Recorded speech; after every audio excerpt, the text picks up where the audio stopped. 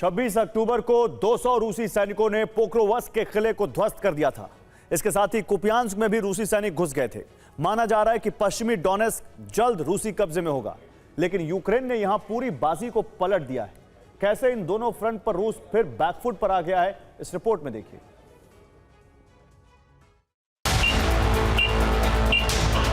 Внимание, расчет, пуск!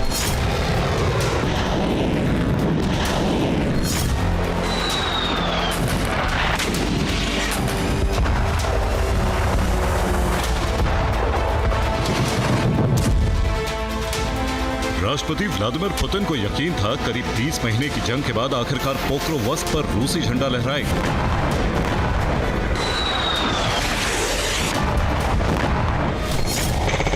सिर्फ पोक्रोवस्क ही नहीं बल्कि कुपियांस्क पर भी रूसी सेना कब्जे में कामयाब होगी और इसके लिए डेडलाइन भी तय कर दी गई।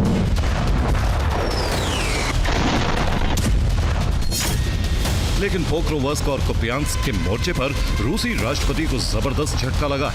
तय समय सीमा के अंदर रूसी सेना दोनों शहरों पर कब्जे में नाकामयाब रही। ऐसे में रूसी राष्ट्रपति ने कब्जे के लिए नई डेडलाइन जारी की।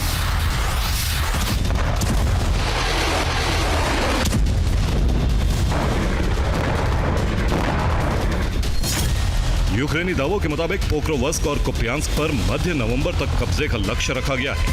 अब पोक्रोवस्क में डेडलाइन को बढ़ाकर 15 दिसंबर कर दिया गया है, जबकि कुपियांस्क में 31 दिसंबर तक रूसी झंडा लहराने का लक्ष्य रखा गया है।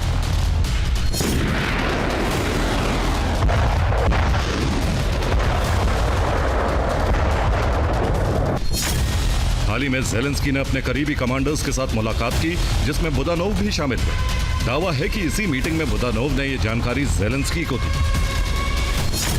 जिसके बाद ज़ेलेंस्की ने बैठक में कहा, रूसी सेना का पोक्रोवस्क और कुपियांस्क पर कब्जे के लिए दी गई एक और डेडलाइन से चूकना बेहद अच्छी खबर है।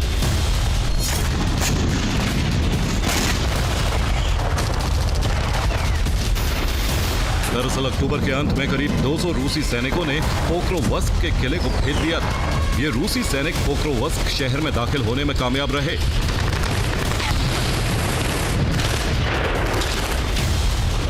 जिसके बाद रूसी सेना ने पोक्रोवस्क को 3 तरफ से घेर लिया था। साथ ही यूक्रेनी सैनिकों की सप्लाई लाइन पूरी तरह से काट दी थी।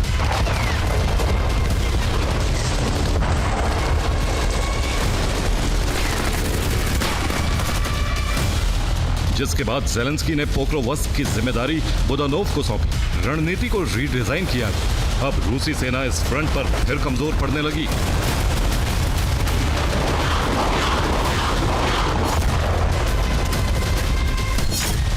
दरअसल यूक्रेन ने पोक्रोवस्क तक पूर्वी दिशा से जाने वाली सड़कों को तबाह करना शुरू कर दिया, जिससे रूसी सेना की सप्लाई लाइनें कट गई। इससे पोक्रोवस्क तक हथियारों की सप्लाई बाधित हो रही। सिर्फ इतना ही नहीं, पोक्रोवस्क के आसपास छिपे रूसी सैनिकों को भी चुन चुन कर मारा जा रहा है। इसके लिए यूक्रेनी ड्रोन फोर्सेस और ग्राउंड फोर्सेस मिलकर काम कर रही हैं।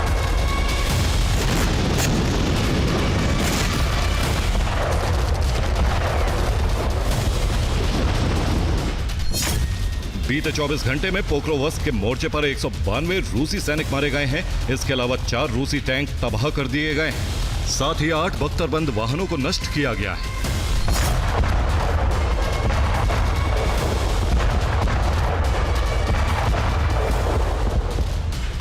पोक्रोवस्क फ्रंट पर यूक्रेन के आक्रामक रुख का फायदा दूसरे मोर्चों पर भी मिल रहा है।